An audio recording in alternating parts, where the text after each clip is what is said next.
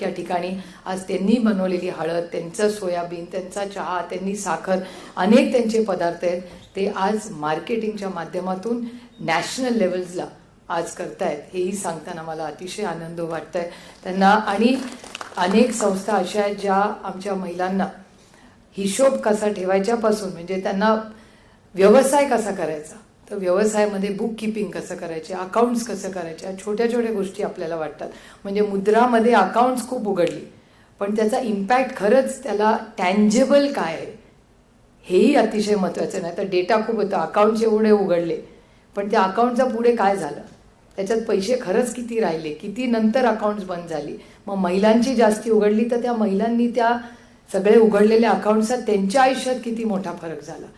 कारण एक गंमत म्हणून डेटा तुम्हाला सांगते तुमच्या माहितीसाठी की केंद्र सरकार बजेटमध्ये सांगतं की 80 कोटी लोकांना आम्ही आजही अन्न मोफत देतो. तर जर देशामध्ये गरिबी कमी होते तर मग 80 कोटी लोकांना अन्न का आजही मोफत द्यावं लागतं. तर numbers don't match each other. त्यामुळे असे अनेक व्यापक विषय आहेत.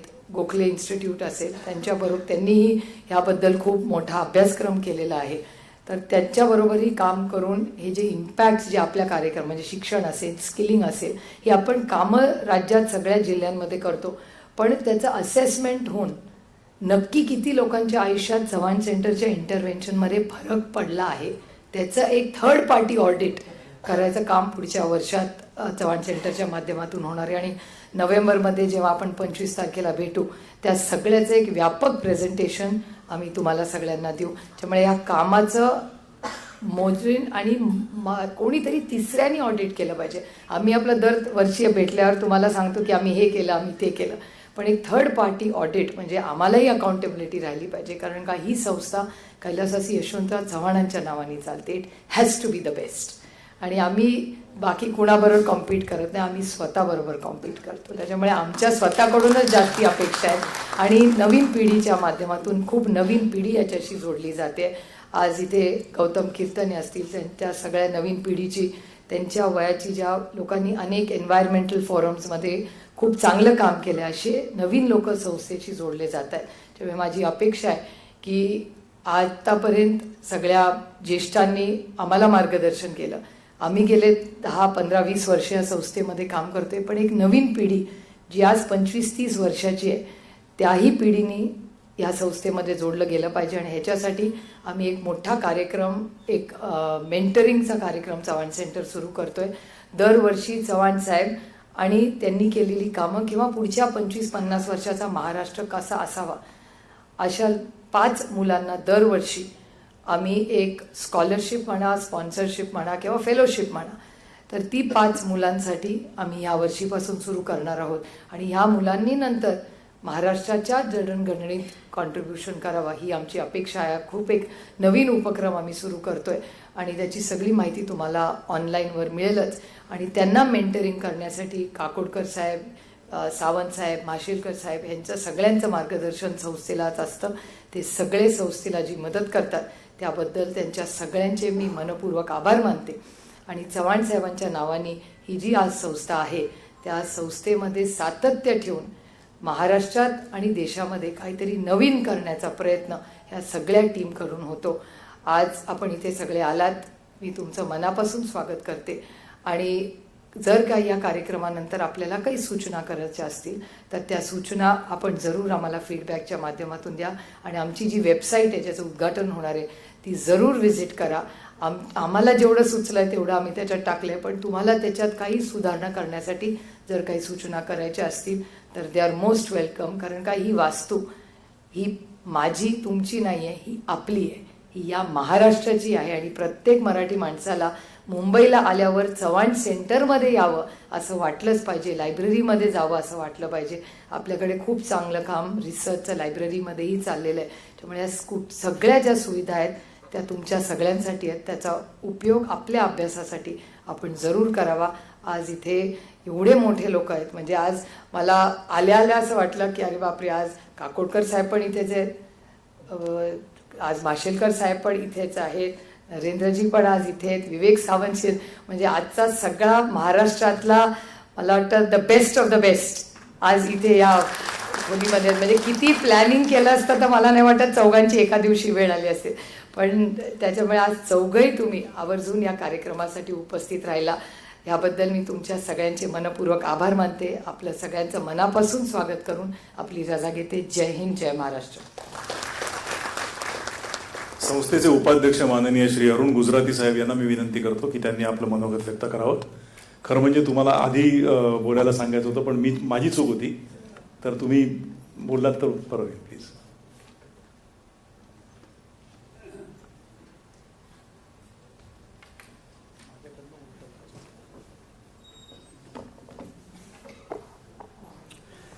श्रद्धेय साहेब, मंचावरील सर्व सन्माननीय आजचे प्रमुख पाहुणे डॉक्टर स्वामीनाथन, बंधू भगिनींना, मी त्यांच्याशी आता बोलत होतो सौम्याजीशी की तुमचे वडील शेतीसाठी आणि तुम्ही आरोग्यासाठी. Doctor Swaminathan for agriculture and Soumyaji you are for health care. You combine healthcare, you combine this healthcare with humanity, with mankind. We have heard you on fourth floor now. The scope of your subject is very wide. However, the way you have given us the information, you are so simple. A chief scientist of World Health Organization, so simple lady. It is simple to be happy, but difficult to be simple. Some people find difficulty in opportunity. Some find opportunity in difficulty. You have received golden medals and all that number of.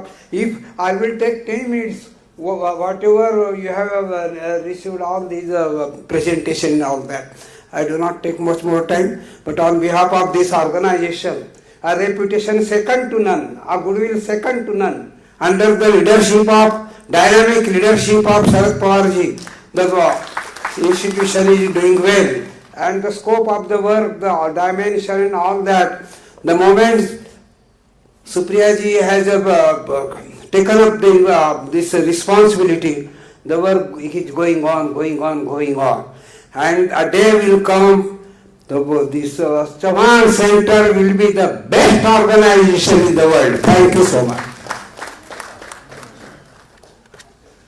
धन्यवाद.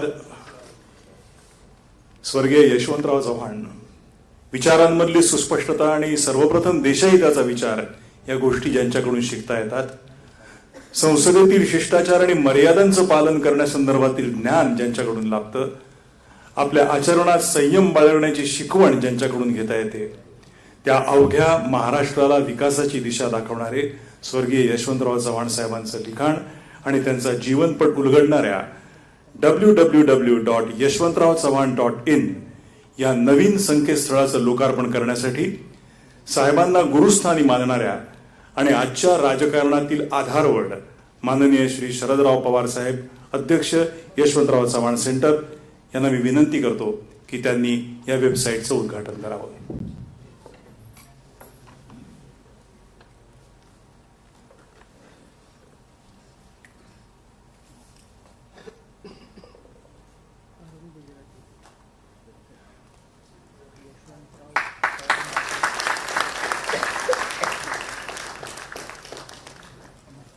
सर्वांनी या वेबसाईटला भेट द्या.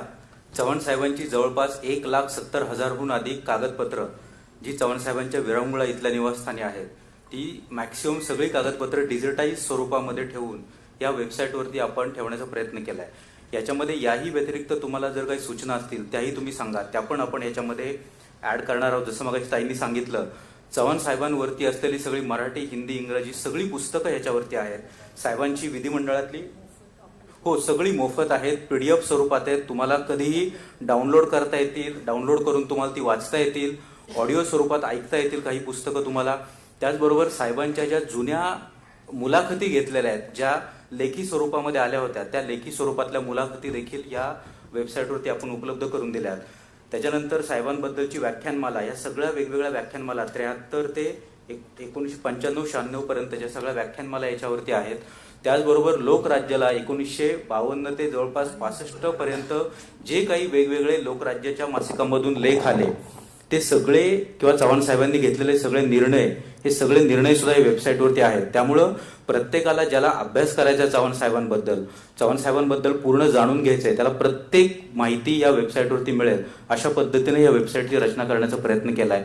ही पूर्ण website आपलं यशवंतराव चव्हाण राष्ट्रीय ग्रंथालय, जे आपलं चव्हाण सेंटरच्या अंडर चालतं, त्यांच्या मार्फत आपण पूर्ण हा डेटा हा मेंटेन केला जातो. त्यांनी हे सगळं बनवलंय, त्यांच्या थ्रू आपण हे सगळं करतोय. याच्या व्यतिरिक्त तुम्हाला काही माहिती लागली तरी तुम्ही राष्ट्रीय ग्रंथालयाला जरी अप्रोच झाला तरी सर्व माहिती तुम्हाला राष्ट्रीय ग्रंथालयातून मिळेल.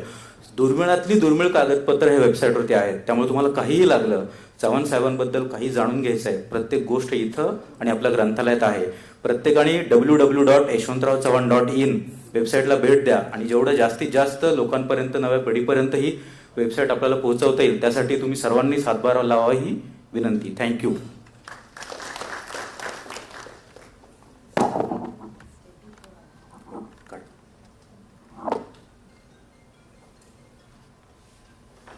धन्यवाद. पुढच्या कार्यक्रमाला सुरुवात करण्यापूर्वी मी माननीय हेमंत टकले साहेबांना विनंती करतो की त्यांनी माननीय माशेलकर साहेब इकडे उपस्थित आहेत, त्यांचंही ग्रंथभेट देऊन स्वागत करावं.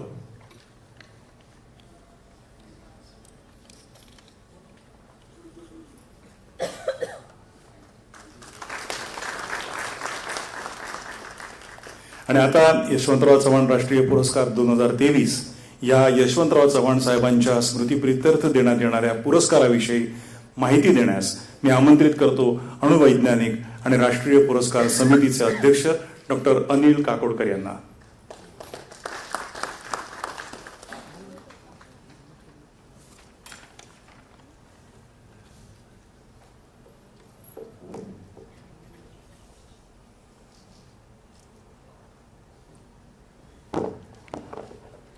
आदरणीय पवार साहेब,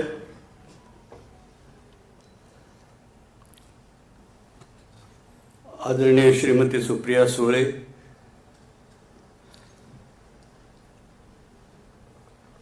अरुणभाई गुजराती, आज च्या सत्कार मूर्ती डॉक्टर सौम्या स्वामीनाथन,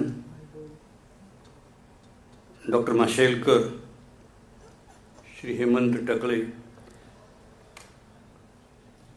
सभागृहात उपस्थित सर्व मान्यवर आणि बंधू भगिनींनो, मगाशी मी जरी म्हटलं की डॉक्टर सौम्या पुण्याच्या आहे असं म्हटलं, पण पुण्यात शिकले आहेत, पण आता मला थोडंसं त्यात बदल करावंसं वाटतं. आणि सुप्रियाताई, तुम्ही जरी, तुम्हाला मी टोकलं, पण मी आता इंग्लिशमध्ये बोलणार आहे. कारण आपण जे काही बोलतो ते ज्यांच्यासाठी बोलतो त्यांच्यापर्यंत पोचलं पाहिजे. आणि माझी अपेक्षा आहे की इंग्लिश आपल्या सर्वांच्यापर्यंत पोचेलच, पण डॉक्टर सौम्या स्वामीनाथनपर्यंत पण पोचेल. म्हणून मी याच्यापुढे इंग्लिशमध्ये आपल्या सर्वांच्या संमतीने बोलणार आहे. We assembled here on the occasion of 111th birth anniversary of Yashwantrao Chauhan. This center, Yashwantrao Chauhan Center, has been in fact carrying out or carrying forward the legacy of Chavan Sahib, or to be correct, I should say the socio-cultural legacy of Chavan Sahib.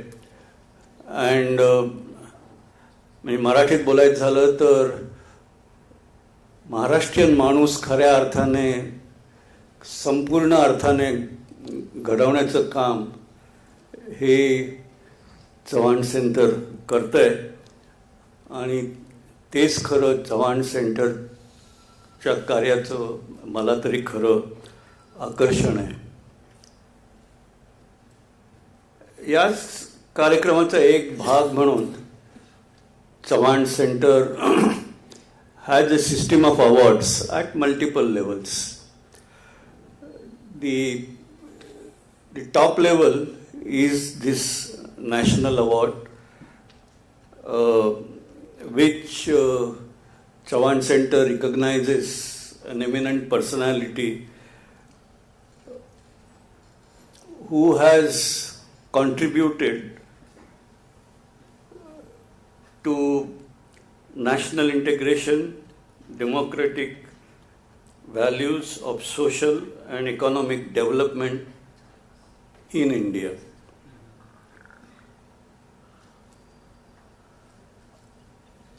I have been fortunate enough to be the chairman of jury of these awards.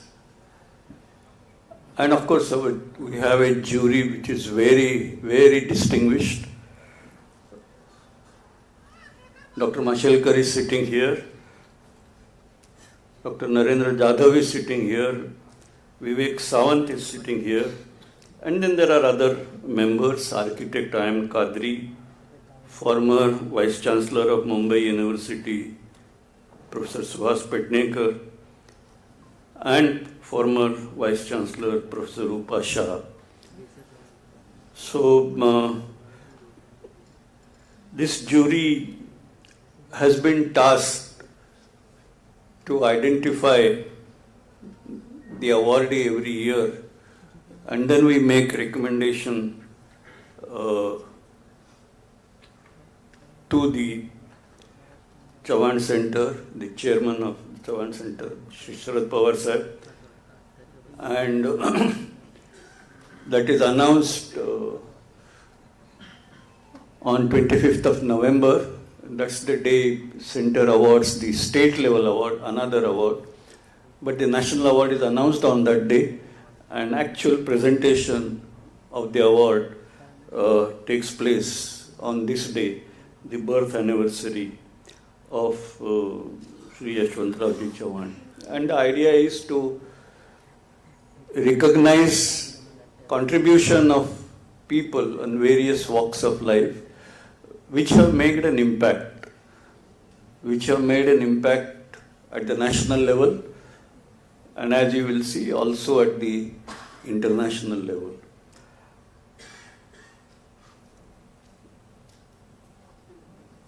They say that you recognize, how do you identify a very evolved society? And there are many ways of defining that. But one thing which I read had made a deep impression on me, and there are only 4 major points. It says,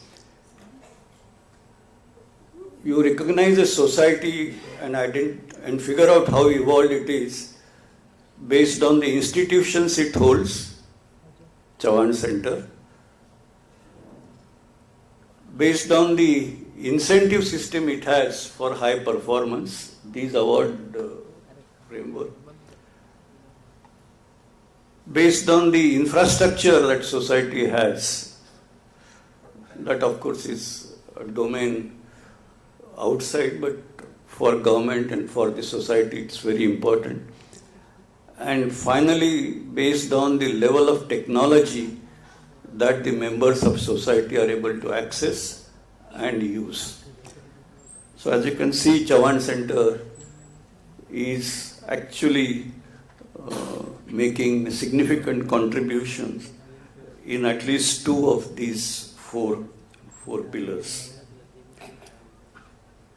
We've been very fortunate to have a very distinguished set of people who have been recognized by these awards.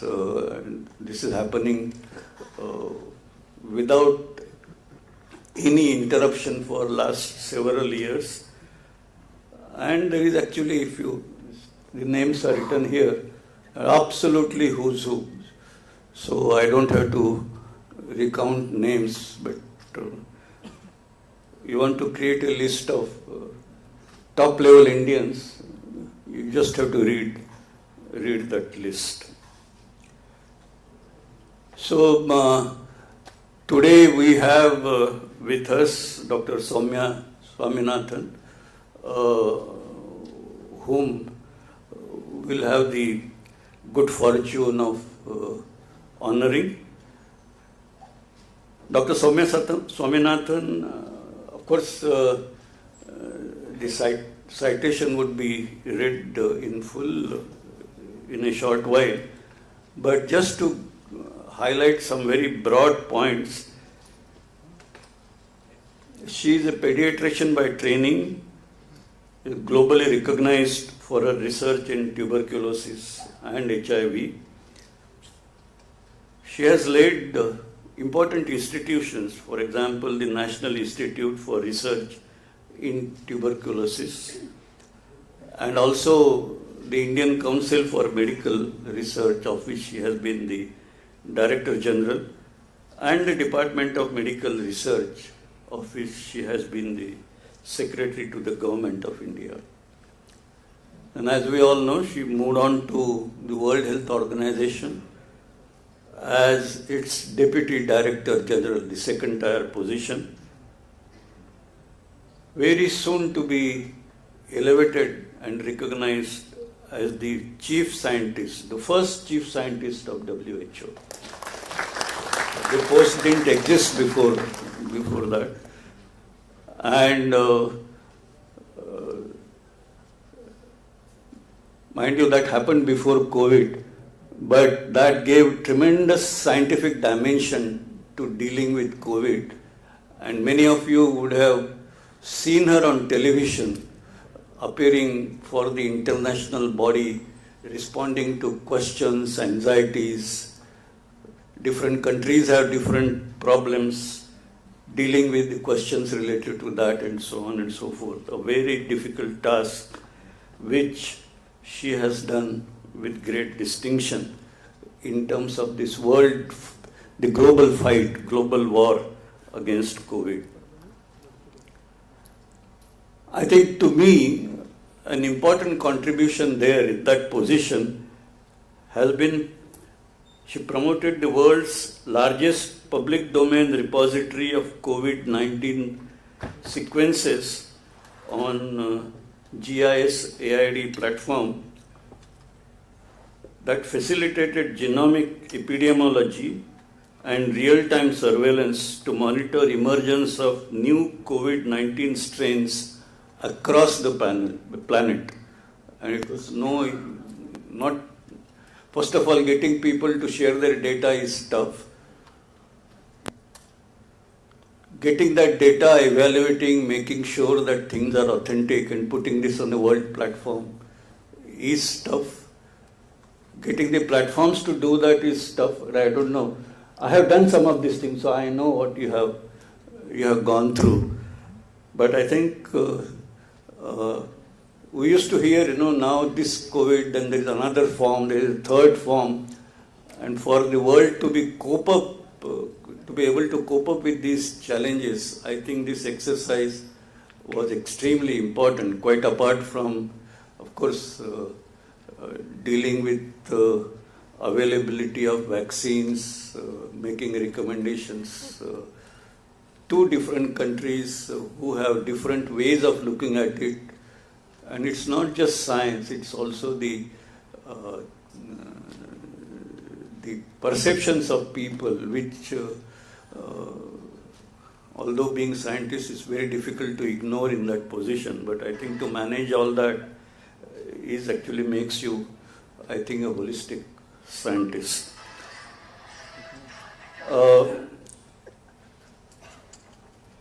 Another important thing that has been said earlier, but I would like to repeat, is the fact that she is the daughter of a very legendary person, the father of India's Green Revolution, Dr. M.S. Swaminathan, and the M.S. Swaminathan Research Foundation, which has been very active in carrying out grassroots development based on science, particularly in agriculture and livelihood. The institution has been doing decades of work in a very consistent manner, and she is now the chairperson of that foundation and continues her work related to science and development. So we are extremely grateful to you, Dr. Swaminathan, for having accepted this invitation and to be here with us. We just benefited from her lecture and an interactive discussion, and some of you who were there would have experienced how rich that discussion was, and of course I'm sure you are going to have another such experience when she takes to this podium. So once again, congratulations to Dr. Swaminathan. Thank you, and thanks to all of you. आताच doctor काकोडकरांनी सांगितल्याप्रमाणे आजच्या पुरस्कार विजेत्या ह्या कोणी सामान्य व्यक्ती नाहीत. असामान्य बुद्धिमत्ता आणि कर्तृत्वाचं त्या जिवंत उदाहरण आहेत. 2019 ते 22 पर्यंत त्यांनी जागतिक आरोग्य संघटनेत मुख्य शास्त्रज्ञ म्हणून काम केलं. 2019 पर्यंत त्या जागतिक आरोग्य संघटनेत उपमहासंचालक होत्या. यादी खूप मोठी आहे. आपण आजच्या या सन्माननीय यशवंतराव चव्हाण राष्ट्रीय पुरस्कार 2023च्या विजेत्या सौम्या स्वामीनाथन यांच्यावरील एक ध्वनिचित्रफित पाहूया, म्हणजे आपल्याला त्यांच्या कार्याचा थोडाफार अंदाज येईल. एव्ही प्लीज.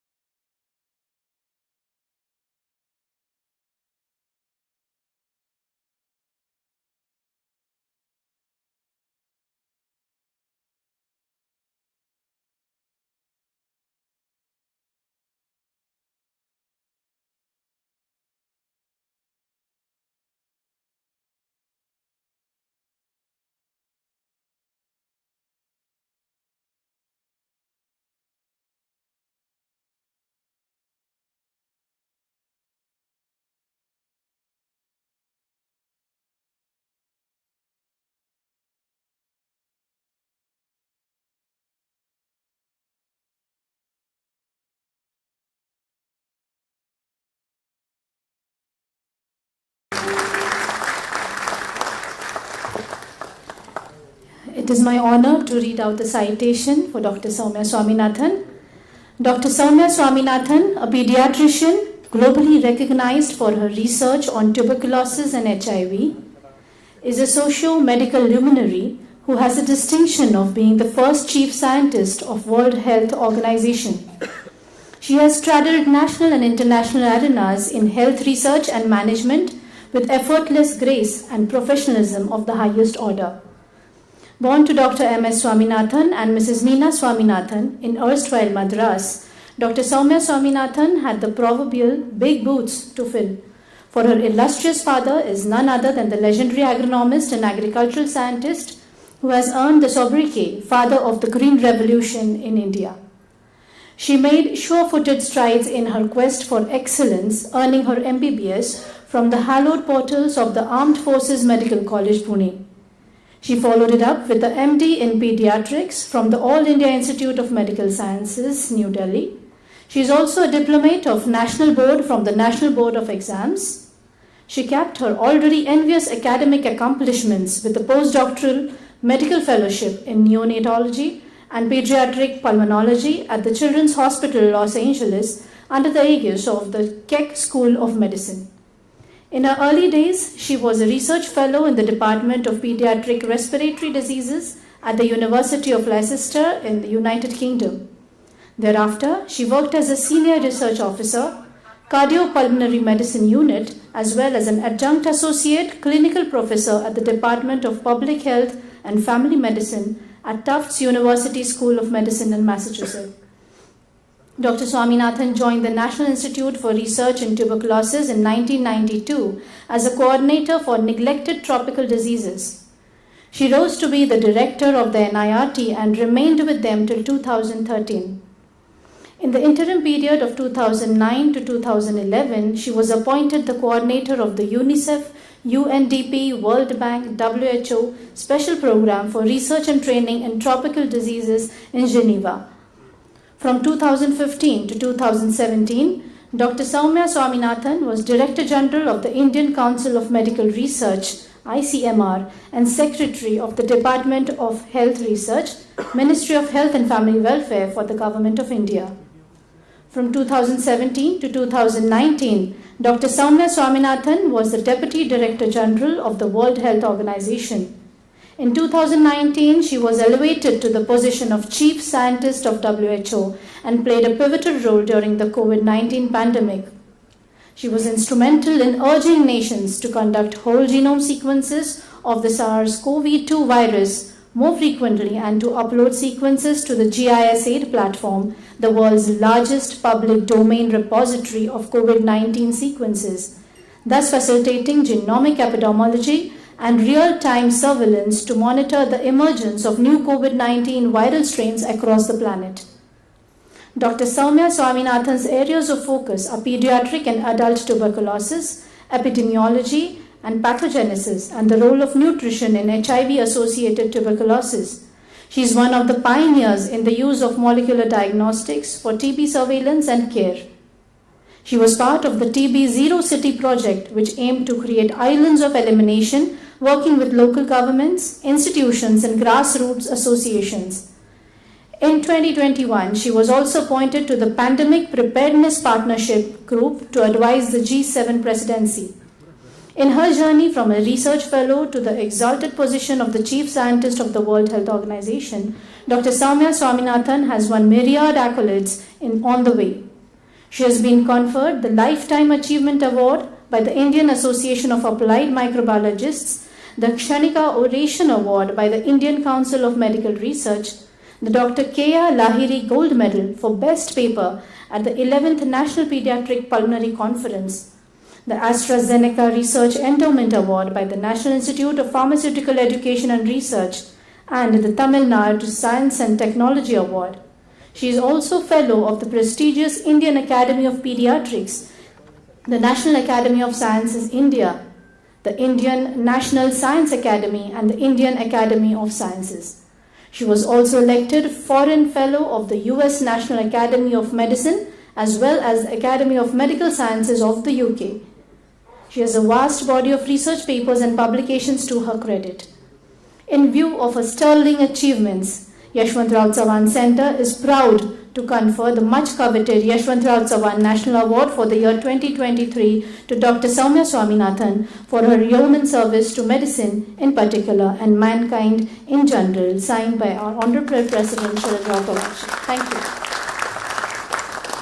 धन्यवाद. आणि यानंतर मी माननीय शरदराव पवार यांच्या हस्ते यशवंतराव चव्हाण प्रतिष्ठानतर्फे हा राष्ट्रीय पुरस्कार 2023 माननीय डॉक्टर सौम्या स्वामीनाथन यांना प्रदान करण्यासाठी मी विनंती करतो पवार साहेबांना. मानपत्र, शाल, धनादेश आणि सन्मानपत्र असं या पुरस्काराचं स्वरूप आहे. या वर्षीच्या विजेत्या माननीय डॉक्टर सौम्या स्वामीनाथन यांना यशवंतराव चव्हाण राष्ट्रीय पुरस्कार प्रदान करण्यात येत आहे.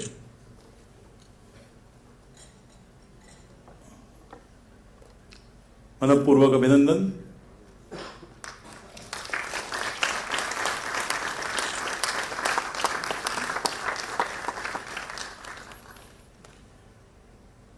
धन्यवाद. माननीय डॉक्टर सौम्या स्वामीनाथन यांचं मनोगत ऐकण्यास आपण सगळे उत्सुक आहात. मी त्यांना विनंती करतो की त्यांनी आपलं मनोगत व्यक्त करावं.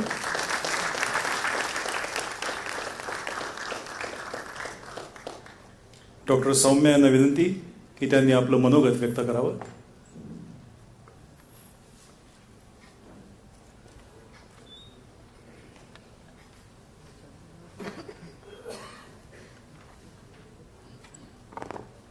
Namaskar. Honorable Shri Sharad Pawar ji, Srimati Supriya Sule ji, Shri Arun Gujarati ji, Dr. Anil Kakodkar, Dr. Mashelkar, members of the board of the foundation and the jury, the CEO Deepthi Nakle of the foundation, ladies and gentlemen, members of the press. Firstly, let me say how honored and humbled and privileged I feel today to be in the same list of these luminaries who have received the Yashwantrao Chavan award before me. So thank you so much to the jury and for all of you for considering me worthy of this award. We all know that Shri Yashwantrao Chavan ji was a towering personality. He was, as were many people of that time during growing up pre-independence, with a fierce desire to serve the country. And I know that my father and people of his generation, they all had that same burning desire. And many people asked my father why he did not take the IPS. He wrote the exams because the family wanted him to write the administrative service, and he had got into the police service. And he rather opted to take a fellowship in agriculture and go to the Netherlands because when he was a young boy, had seen the effects of the Bengal famine, 1941-42, and the millions of Indians who died because of shortage of food. So he had dedicated he wanted to pursue a career where agricultural research and science could solve the problem of food security in the country. So I think that generation was a unique generation, and those of us who were lucky to have had the chance, as you said, Madam Supriya, to have either been born into those families or have had the chance to interact with people who were not only intellectual giants, but they served their lives, with a purpose which was way beyond individual pride in individual achievements. It was for a greater social and public good. And I think that we have to keep reminding ourselves of people like Chavanji and others who served for the nation and who contributed so much. And an award in the name of somebody like that, for the principles for which he stood, is really a great honor. When I was young, I always wanted to do research, even though I did not really think about becoming a doctor. Perhaps because I grew up in an environment where in the Indian Agricultural Research Institute, there were always students in the house, master's students, PhD students, and they were always discussing the work with my father, and we would often accompany him to the fields. In those days, during the Green Revolution time in the 1960s, a lot of experiments were going on in the farmers' fields around Delhi, Haryana, Punjab. And so very often we would go with him, especially on the weekends. And as children, we would be playing in the fields, while of course he would be having discussion with the farmers on how the new varieties of rice and wheat were actually performing. So my mother, on the other hand, was an educationist who was initially a school teacher, but then became very, very passionate and devoted to early childhood care and education.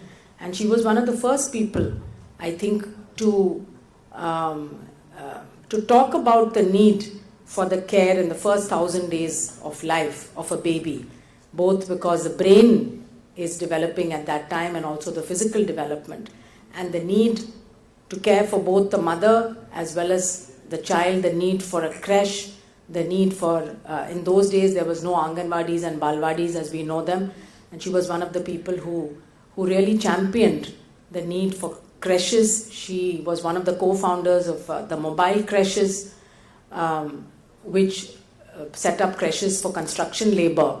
And so as children we also had the chance to go with my mother to construction sites and see the kind of environment in which the construction, especially the women and the children, were spending their days. And the fact that a creche could provide such a safe space for a child, plus provide both nutrition and the stimulation that a young child needs in order for it to develop fully. And even today, I think even 50 years later, we've had the ICDS program since 1972. We still have a problem of young child malnutrition, anemia, and this is a problem that we need to address. Despite the fact that we have food security for many decades in the country, we still do not have nutrition security. So when I had an opportunity as a student in class 11 to take up a summer research project, I went to the lab of Professor Archana Sharma in Calcutta, and I wanted to work on genetics. So she took me to the clinic in the Kolkata Medical College Hospital, where I saw a girl of about 16 years old, same age as I was, or 1 year older maybe, who had not attained puberty, and her parents had brought her for investigations. And so we collected a blood sample from this girl. We went back to the laboratory of Professor Archana Sharma, and I was given the task of performing the karyotyping, that is looking at all the chromosomes. As you know, we have human beings, we have 23 pairs of chromosomes, and one pair is called the sex chromosome. So in a female it is XX, you have two X chromosomes. For a male it is X and Y. But everybody has 23 pairs of chromosomes. But this girl had one missing X chromosome. So she had just one X. And it was because of that she did not have puberty, and she would not have been able to have children, etc. So for me, this was something as a 15-year-old, the power of science to be able to connect something which is happening to a person in the clinic and to be able to understand that problem by doing certain experiments made me even more passionate about wanting to take up a career of research. And then I ended up doing my MBBS in Pune, which I really love as a city. Spent my best years, I think, in Pune, and we are still very closely connected with the Armed Forces Medical College. And then went on to do pediatrics. But all along, I knew I wanted to do research. So after my training, when I came back to India, I was looking for a position for a doctor who could then do research, and I found very little openings or options. And everybody told me that you have to choose. In India, you can be a clinician. Why don't you be a clinician? You're a good clinician. You have done so well in your medical studies. So you can have a very good practice. Or you can go into teaching, join a medical college, and you become a teacher. But nobody opts for a career in research. And it was not considered really, a first choice for anybody. So it was quite challenging at that time to really find a slot or a position. And I was struggling for some time till I came across the institute in Chennai, the national, at that time it was called Tuberculosis Research Center. It's one of the institutes of the ICMR, Indian Council of Medical Research. And I went and Dr. S.P. Tripathi, he had just become the Director General. He happened to be visiting Chennai that day. So I met him and he said, well, we are looking for people like you who are interested in research. And you've got very good training, why don't you join us? And there was a special scheme for people coming back from abroad. So that's how I joined the ICMR.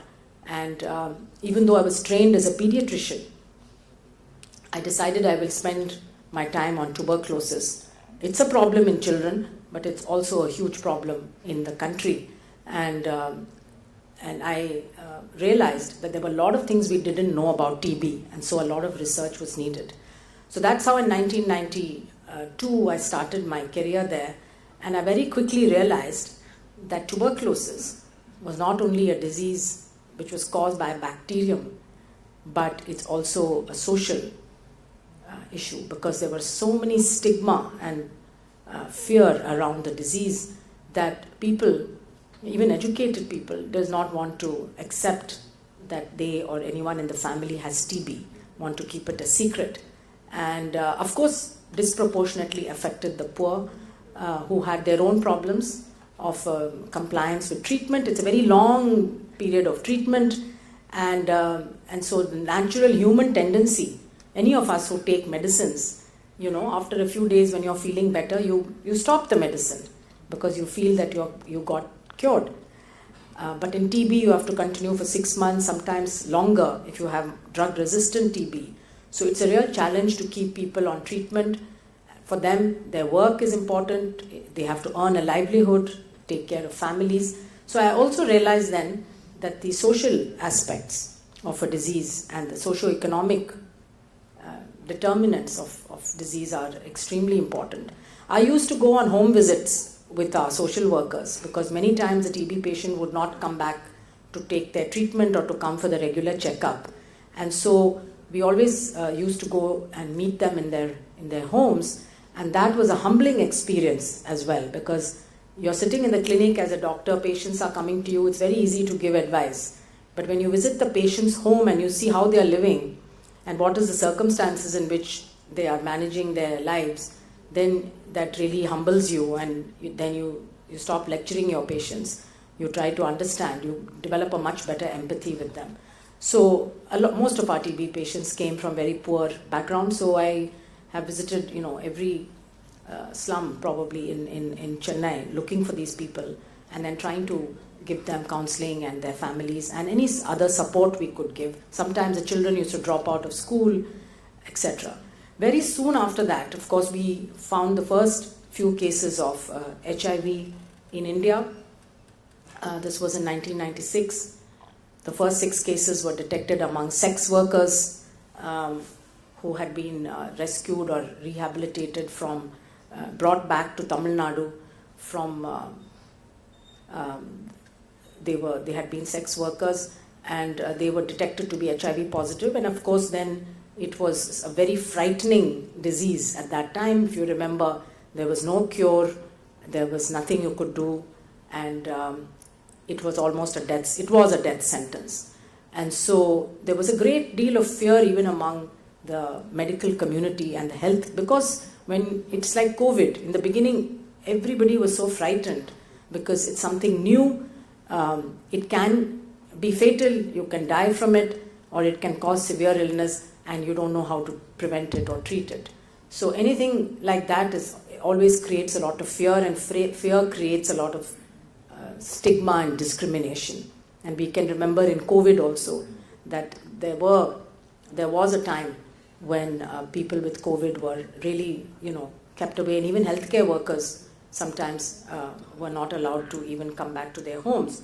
So fear and stigma is something which gets in the way of treating diseases. And for HIV, my experience was in those early days when there was no treatment, we could treat the other infections, because people who get HIV and AIDS, their immunity goes down, and very often the first infection they get is tuberculosis. So you would treat the tuberculosis and that would improve, and their general condition would improve, and they would start feeling much better and eating, and they would look like they're putting on weight and recovering, but that was very temporary, because then they would get some other infection and some other infection, some other infection, and keep on going downhill. So it was a very difficult time for the patient and the family, of course, but also for us as doctors and nurses who look after these patients. It was very depressing because you develop a bond with those people and their families, and then you ultimately you're feeling very helpless. As a pediatrician, I took care of a lot of HIV positive children. Many of them were orphans, and there were not many hospitals that were willing to look after these children. Through NGOs, through donations, we managed to get antiretroviral treatment, but we have to acknowledge the role that Dr. Yusuf Hamid played in this whole story. If it had not been for him, and then for many other Indian generic companies after Cipla, who started producing antiretroviral drugs at a fraction of the cost at what it was being sold from the companies in the West, we would have lost many, many, many more millions of people, not just in India, but all over the world, particularly in Africa. And from $10,000 a year treatment, thanks to Cipla and Dr. Reddy's lab and Aurobindo Pharma and Hetero and many other companies, we were able to reduce the treatment to less than $1 a day, which was very affordable. And then the government started the program,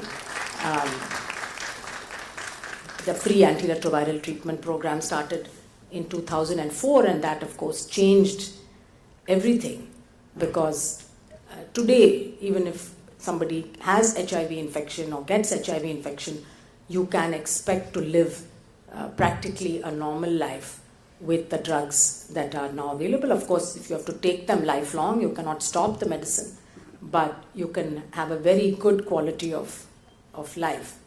So that is a power of science, and the kind of research that was done for HIV that of course we still don't have a vaccine, but in terms of drugs and in terms of other preventive modalities, again mostly using drug combinations, we have made such huge progress that that fear of having HIV is no longer there.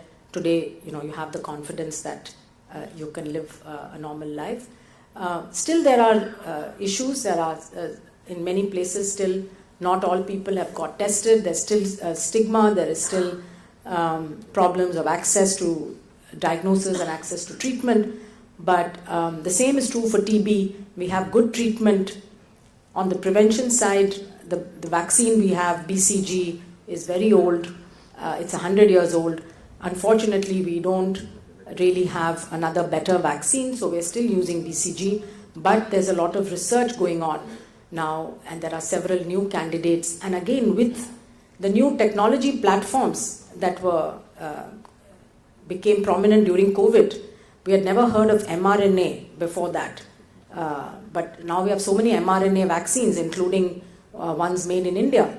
We have a DNA vaccine platform. We have subunit protein vaccines. And then we have the traditional vaccines where you kill the virus and you inactivate it.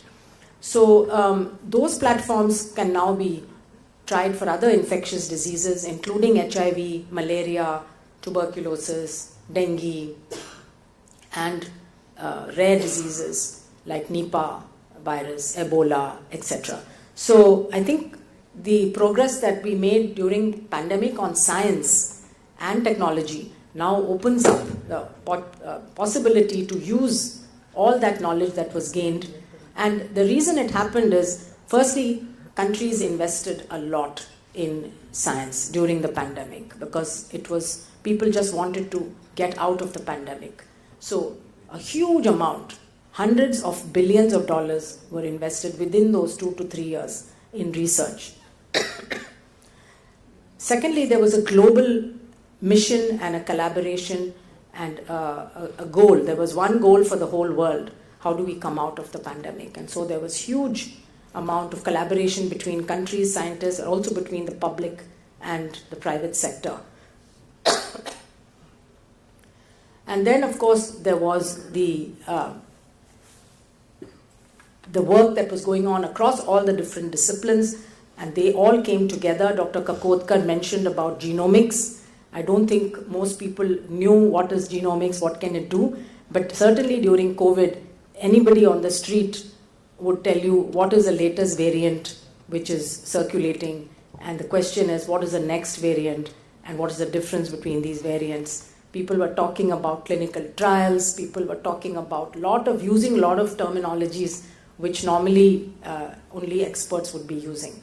So one thing COVID did do, I think, is to show to people that if you invest in science, you invest in research, you invest in scientists, you invest in institutions, and you invest in data, you can learn a lot in a very quick time and you'll be able to find solutions. But the investments cannot come after the emergency begins.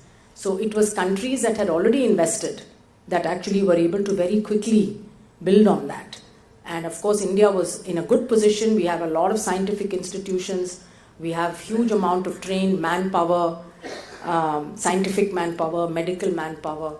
And of course, we have an excellent industry, a pharma industry, which really came to the fore and pledged. And many of them did so much of innovation during the pandemic. So I think we need to build on that.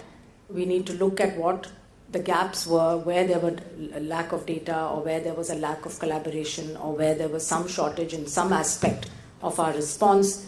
And every country should do that. They should look at what we did well and where we need to improve and we need to invest further. And that is, I think, that will keep us in good stead, because we know that these type of infectious disease pandemics are going to happen in the future.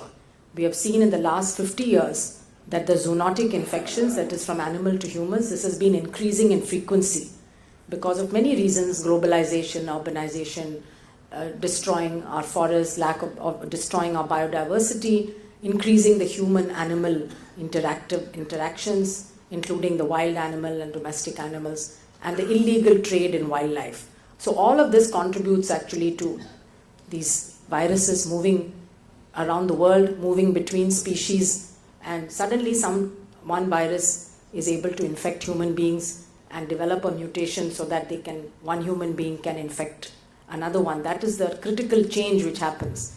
And once that happens, then it becomes an infectious disease that can spread very easily. So I think the question is, how do we prepare ourselves? How do we improve our surveillance systems? How do we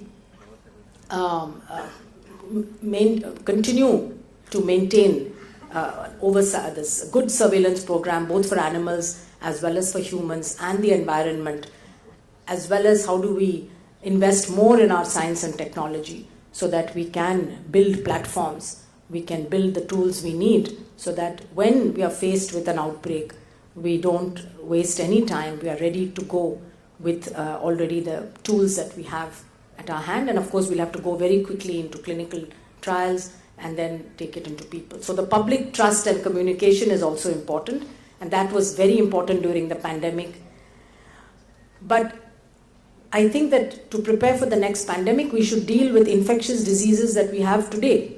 Why should we wait, for the next new virus? We have tuberculosis, we have malaria, we have dengue, we have chikungunya, we have enough infectious diseases that we have not conquered and that together are still killing a lot of people in India and around the world. So if we use this knowledge to tackle the infectious diseases that we have today, then we will be even stronger to tackle something which is coming unknown, what we call as a pathogen X or a disease X. So it requires, again, a national mission. It requires certain goals and targets to be set. It requires investment, of course, and it requires partnerships and collaborations. And I think India is in the best position because, as I mentioned earlier, we have all of these ingredients and we just have to come together and decide that we want to achieve something. And it should be possible to make infectious diseases history. In fact, within the Sustainable Development Goals on health, we are supposed to come to eliminate. Eliminate doesn't mean that it will completely disappear, but we have to bring it to a very low level. HIV, TB, and malaria, all these three infectious diseases, But to do that, we will need new tools. Any infectious disease in history that has been eliminated has only been done when there is a vaccine. There is no infectious disease that we have conquered, like smallpox, for example. Polio is on the edge of eradication. Still a few cases in just 2 countries, Pakistan and Afghanistan. We came from millions of polio cases to a handful of cases now in 2 remaining countries of the world, thanks to vaccine. So I think we can do it. It's not impossible. Some pathogens are easier than others to develop vaccines. TB, HIV are both very complex bacteria. One is a bacteria, one is a virus. It's not been easy to develop a vaccine, but I think again, using all the new insights we have today, it should be possible to do that, and hopefully by 2030 we should have something developed in India, either a new vaccine or a new combination of drugs that can both prevent as well as treat TB very easily, simply, without side effects, and make sure that this disease actually goes into history. So that would be a tremendous achievement, and I don't think that I would be satisfied with my life's work unless I see that day in the very near future when we can say that we have eliminated TB as a public health problem. So once again, I would like to thank the jury in particular for having considered me worthy of this award. I will, of course, treasure it always for the rest of my life, but I would also like to dedicate this award to the children of TB patients, and I would like to find a few of them who maybe need some financial support that I can use this prize money for. Thank you very much. धन्यवाद. आणि ह्याच्यानंतर एक बहुआयामी व्यक्तिमत्व आणि यशवंतराव चव्हाण सेंटरचे अध्यक्ष श्री शरद पवार साहेब यांना मी आजचं अध्यक्षीय भाषण करण्याची विनंती करतो.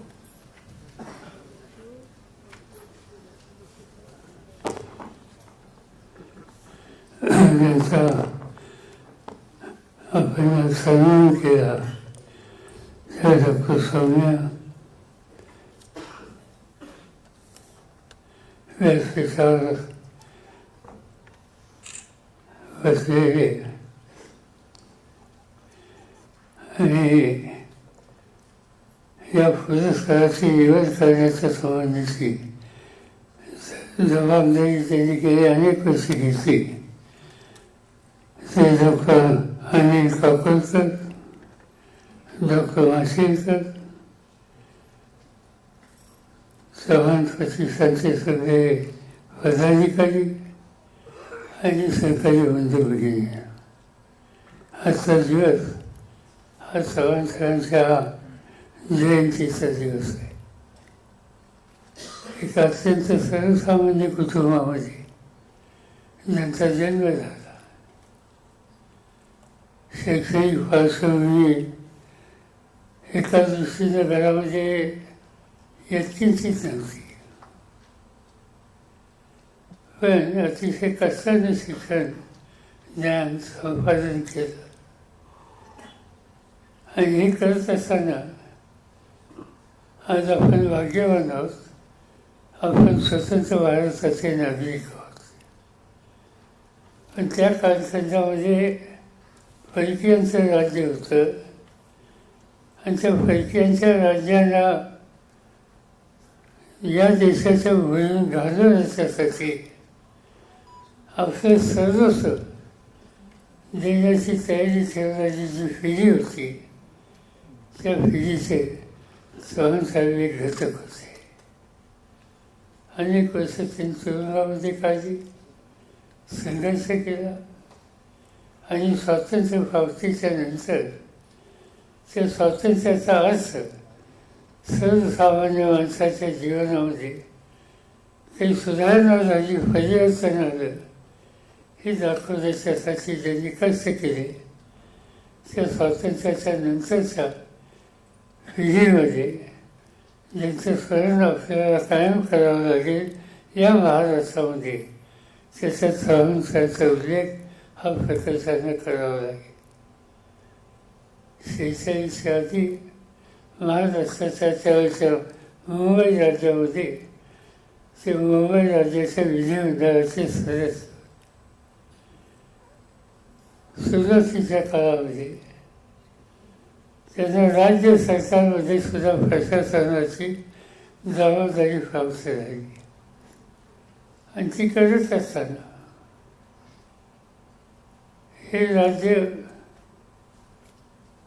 त्या काळाचं 2 राज्यांनी एकत्रित असलेलं असं राज्य होतं, ज्याचा महाद्विभाषिक म्हणून ज्याचा उल्लेख व्हायचा तो गुजरात आणि महाराष्ट्र.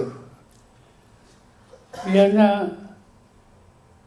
एकत्रित ठेवणं हे महाराष्ट्राच्या गुजरातच्या जनतेला मान्य नव्हतं आणि त्यावेळेला संयुक्त महाराष्ट्राचा संघर्ष हा महाराष्ट्रामध्ये त्या कालखंडामध्ये झाला आणि संयुक्त महाराष्ट्राची पूर्तता ही व्हावी यासाठी जनतेची जी अपेक्षा होती ती अपेक्षा पूर्ण करण्याचं ऐतिहासिक काम चव्हाण साहेबांच्या नेतृत्वाखाली 1 मे 1960 केले आहे.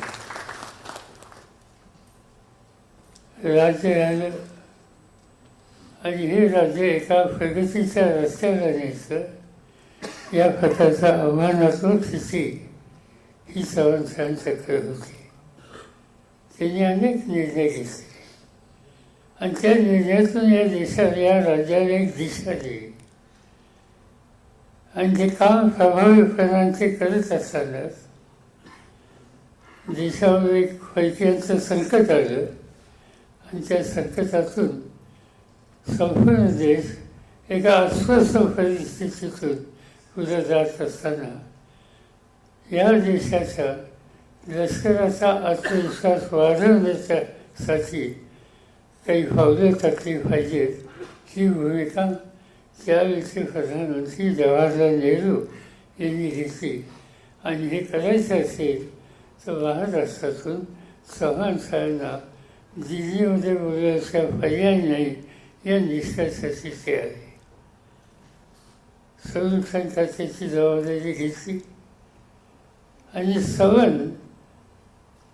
संरक्षण खात्यामध्ये प्रचंड परिवर्तन केलं. त्या खात्यामध्ये मी काही वर्ष काम केलं आणि माझी एक सवय होती की जुने कर्तृत्वान जे मंत्री होते त्यांनी महत्त्वाच्या प्रसंगी निर्णय कसे घेतले, फाईलवरची टिप्पणी काय होती याच्याबद्दलची माहिती मी कटाक्षाने काढत असे आणि त्यातून मला स्वतःला पाहायला मिळालं की चायनाच्या ॲडमिशनच्या नंतर या देशाची स्थिती जी झाली होती ती पूर्णपणानं बदलण्याच्यासाठी चव्हाण साहेबांनी संरक्षण मंत्री म्हणून अत्यंत मोलाची कामगिरी केली. त्यांच्या काळामध्ये अनेक जबाबदाऱ्या त्यांच्या होत्या. ते अर्थमंत्री होते, परराष्ट्रमंत्री होते, संरक्षण मंत्री होते, गृहमंत्री होते. एका सामान्य कुटुंबातून आलेले व्यक्ती असणं या देशाच्या इतक्या महत्त्वाच्या जबाबदाऱ्या समर्थपणानं सांभाळू शकतात आणि देशाच्या समोर एक आत्मविश्वासाचं वातावरण तयार करू शकतात असं एक ऐतिहासिक काम हे चव्हाण साहेबांनी त्या काळामध्ये केलं आणि म्हणून ते केल्याच्या नंतर या संस्थेची स्थापना आपण केली आणि यामधून चव्हाण साहेबांना अभिप्रेत असलेलं जे काम होतं ते काम करण्याच्या बद्दलचा प्रयत्न या वास्तूमधून अनेकांच्या मदतीने अखंडपणानं सुरू असतो आणि त्यामधलाच एक भाग की या देशाच्या उभारणीमध्ये कोणत्याही क्षेत्रात अतिशय मोलाची कामगिरी यांनी केली अशा मान्यवरांची निवड करून त्यांचा सन्मान करणं आणि असं काम करणाऱ्यांनी जे काही योगदान दिलं हे नव्या पिढीच्या समोर ठेवणं आणि याच्यामध्ये सातत्य राहील याची काळजी घेणं आणि या दृष्टीनं कर्तृत्वान लोकांचा सन्मान हा करण्याच्या बद्दलचा निर्णय या संस्थेने घेतला आणि त्यासाठीच या पुरस्काराचा ही परंपरा सुरू केली. सवान यादी आपण वाचल्याच्या नंतर त्याची प्रत्येक व्यक्ती अशी आहे की त्यांचं योगदान या देशाच्यासाठी आहे. काही ना काहीतरी क्षेत्राच्यासाठी त्यांनी काम केलं आणि म्हणून आज या ठिकाणी डॉक्टर स्वामीनाथन यांची निवड करताना निवड समितीने हाच विचार केला की आरोग्याच्या प्रश्नाच्यासाठी ज्यांनी प्रचंड योगदान दिलं अशा स्वामीनाथांची निवड या ठिकाणी उचित ठरेल.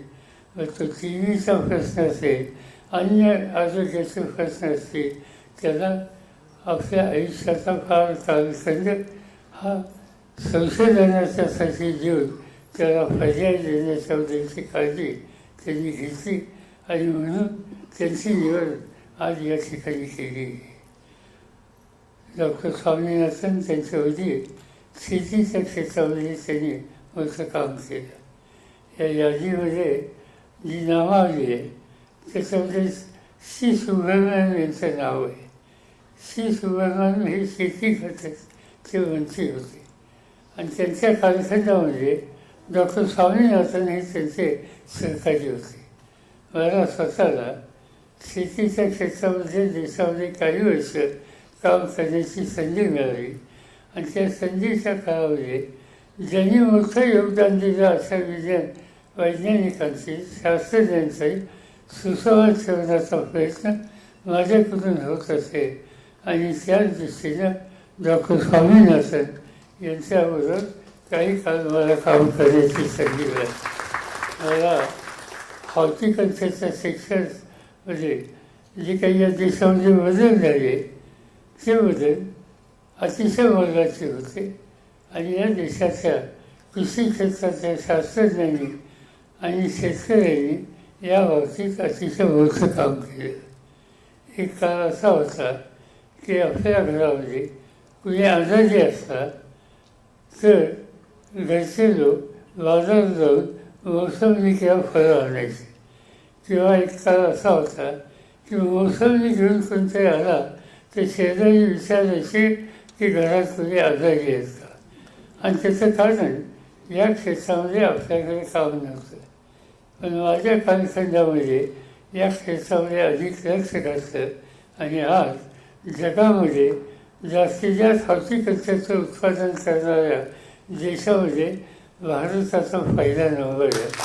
आणि ते काम करण्याच्यासाठी अनेक वैज्ञानिकांनी शास्त्रज्ञांनी फार मोठं काम केलं.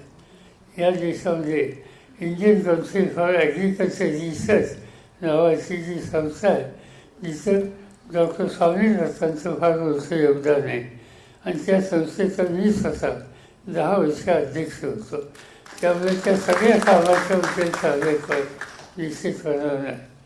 आणि असाच एका कार्यक्रमामध्ये डॉक्टर स्वामीनाथांनी या क्षेत्रात अनेक लोकांनी जे काम केलं त्याची जाहीरपणानं कौतुक करण्याची भूमिका त्या ठिकाणी घेतलेली होती आणि ती याच व्यासपीठावर ती त्यांनी घेतलेली होती. आणि म्हणून मला आनंद आहे की जे काम नंतरच्या काळामध्ये त्यांच्या विचाराने आम्ही लोकांनी केलं. अनेक वैज्ञानिक त्याच्यामध्ये सहभागी झाले, त्यांनी त्याच्यामध्ये कष्ट केले. अशांचा सन्मान डॉक्टर स्वामीनाथांनी याच व्यासपीठावर करण्याच्या उद्देशाची भूमिका घेतली होती. आज याच व्यासपीठावर त्यांच्या कन्याचा सन्मान होतो आणि अतिशय मोठं काम केलं म्हणून हा सन्मान होतो. याचा एक अतिशय अभिमान आनंद आपल्या सगळ्यांना आहे. मी अधिक बोलून आपल्या सगळ्यांचा वेळ घेऊ इच्छित नाही. चव्हाण सरांनी जे आदर्श आपल्यावर केले ते आपण जतन करूया. समाजामध्ये आणि देशामध्ये जे या देशाच्या उभारणीच्यासाठी कर्तृत्व दाखवतात, योगदान करतात, अशांची निवड करून त्यांचा सन्मान करण्याची परंपरा ही आपण कायम ठेवू आणि चव्हाण सरांचा विचार हा खऱ्या अर्थाने जतन करू एवढंच या ठिकाणी सांगतो. माझी 2 शब्द सांगतो.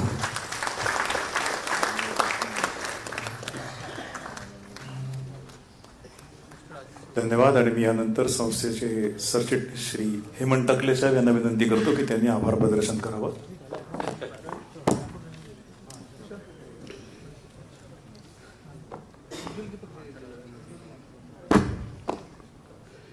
स्वर्गीय यशवंतराव चव्हाण साहेबांच्या 111व्या जयंतीच्या निमित्ताने आज आपण इथे सगळे जमलो आहोत. मी सहज डावीकडे बघितलं तर स्वतः पवार साहेब